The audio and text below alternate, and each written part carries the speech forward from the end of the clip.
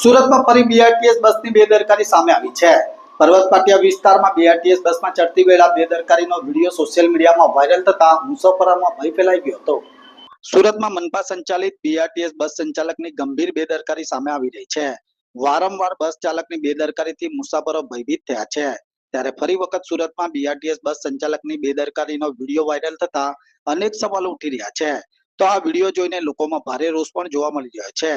Viral થયેલા વિડીયોમાં bus stop પર મુસાફરો બસમાં ચડવા માટે પડાપડી કરી રહ્યા હતા।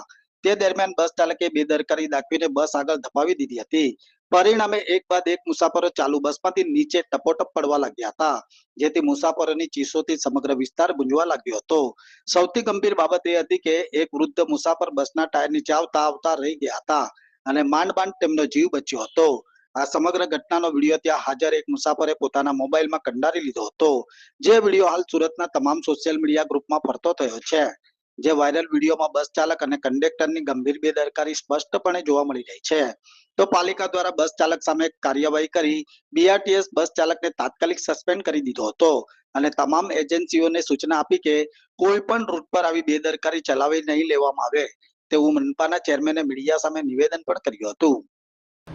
નમસ્કાર દર્શક મિત્રો, મારું નામ મનીષ પટેલ, જાહેર પરિવહન ચેરમેન તરીકેની જવાબદારી। મનીષભાઈ, કઈ રીતની આજે બેદરકારી આવી સામે વિડીયોમાં અને કઈ રીતની હવે કાર્યવાહી, કેટલી ગંભીર બાબત? ખૂબ જ ગંભીર બાબત છે।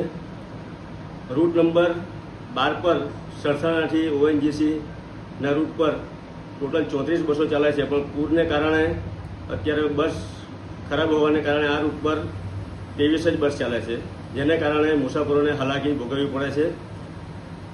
આજ રોજ આ જે ઘટના મારા ધ્યાને આવી છે એ રીલ્સ જોતા ડ્રાઈવરની બેદરકારીને લીધે આ ઘટના બની છે।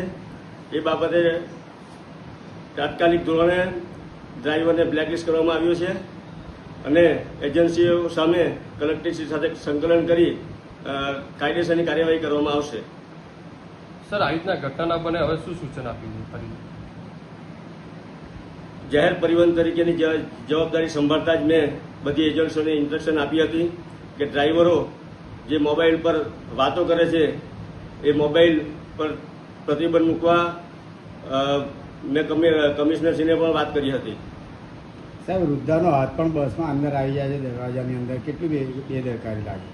એજન્સીઓ એ આ જે મેન્ટેનન્સ વિભાગ છે એમને સૂચના આપવામાં આવશે કે જે પણ બસોના દરવાજા જે ખુલી જાય છે